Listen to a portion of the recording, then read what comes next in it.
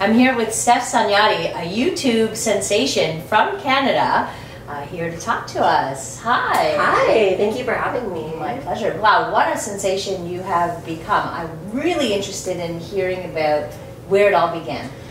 Wow, okay. Well, with YouTube, I started when I was about 12 years old because I grew up in a community where I was very isolated, and I always had a connection with my family, but my peers socially, I really had no way in.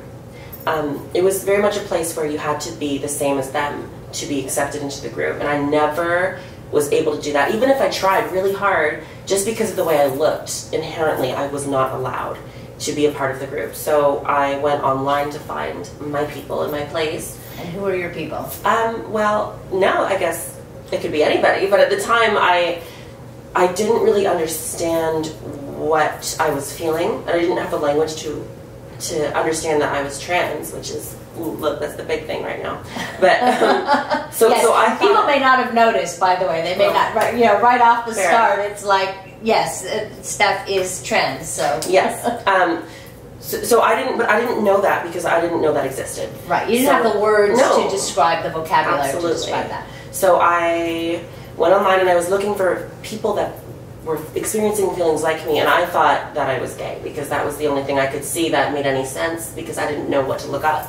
So that was really where I landed, and I started doing videos about makeup because I knew it made me more comfortable. So I would play with it on camera, and I learned how to talk to people by talking to a camera. Okay. And I remember my first video when I was 12 or 13 was a Lady Gaga paparazzi makeup tutorial.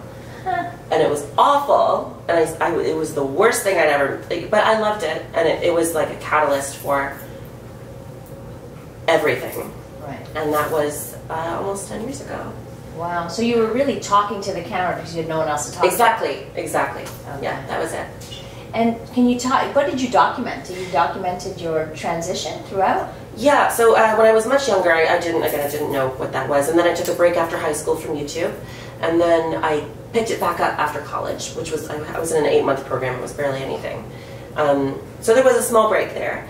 And it was about 6 months into that channel, my current channel, when I realized I was trans and I knew what I needed to do, which was transition. So I figured, I found that understanding through watching other people document their transition. Okay. So I thought, okay, well, I'll do the same thing and I'll give back to people that would need it like I did.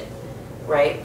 So I used to document for the first year of hormone therapy, which, if you guys aren't aware, trans people are able to take hormones of the gender that they actually are to help their body develop in a way that it better represents them.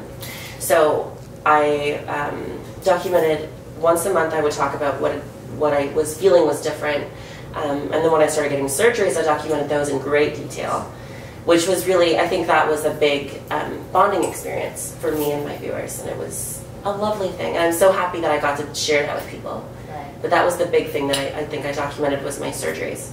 And around what age did you actually come out and start talking about it to family, to friends? I was 19 when I figured it out, so 4 years ago, yeah. Okay. Yeah. And what was your family's response to it? So they were confused. Okay. Because they'd asked me things like this before, and I was always adamant that I wasn't.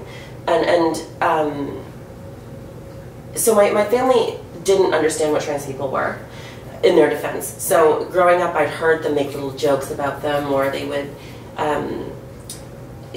would talk about how that's so extreme and weird and things like that. So I felt like when I started exploring those feelings and figuring out that's what was happening, I wasn't sure I could bring it to the table. But at a certain point I had to, because it was either that or die. Like there's no other option. Right. This was happening. Actually, that's a very good example of why sometimes growing up in a family where we have to be very aware as parents of the language we use, because our kids pick up on it, and if you say homophobic comments or you make comments that you might think are innocuous, the kid will pick it up and say, ooh, this is what my parents actually think, and if I come out, they won't love me, or they'll think I'm weird, or what have you. And I mean, in the culture I grew up in, transphobia wasn't even labeled as that. It was just like, that was a normal joke.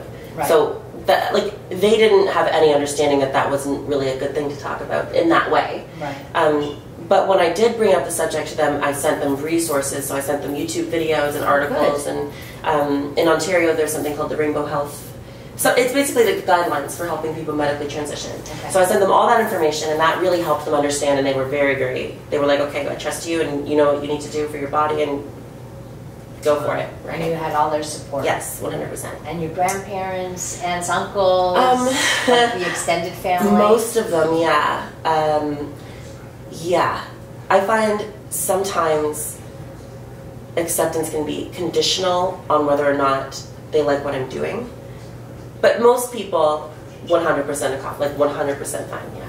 Did they have a hard time transitioning with pronouns and things like that? No. You know? If they did, they didn't show it to me, which I appreciated. Yeah, right. Because it might be difficult to relearn language and relearn how you address somebody, but I think they understood that it's much harder for the trans person than it is for them. Of course.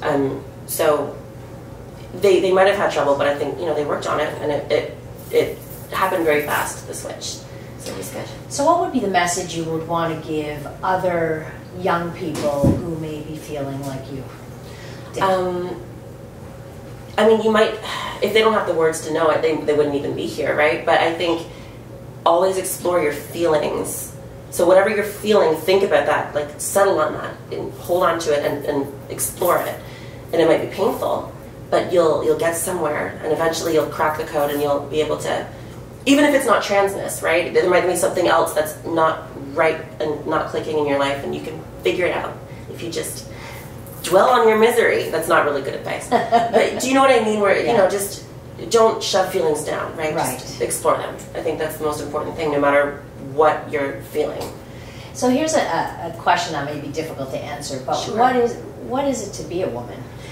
That's the thing, is I don't think it really is anything. I think it's just something inherent that you know. And I think a lot of people, and I'm not saying you're asking it in this way, but I think a lot of people that believe trans people aren't real will ask that question as like a gotcha.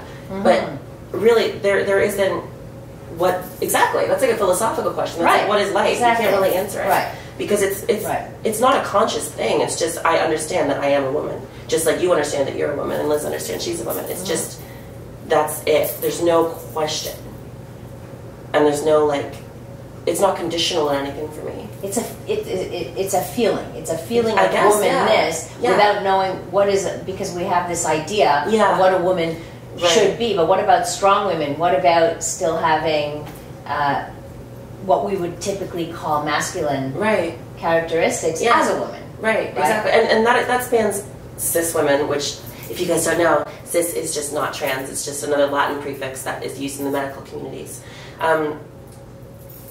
Those characteristics exist across the entire spectrum of gender. It's not even just trans women that might be differently perceived, right, as their womanhood. It's all women. And I think the best way for a more conscious and better culture worldwide is to understand that gender is not a limitation or not a set of rules. It's just something inherent about a person, and I think that's the best way to advance as humanity. Yeah. Starting to lose my words. I need coffee. You're quite wise thank for you. such a young lady. What about in dating? Tell me about any struggles there, any challenges? Any challenges I encounter are because of myself. So early on, okay, let me go way back here. I grew up in a community where I was constantly being told that I was repulsive, even before I was trans, or before I knew I was trans. I've always been trans.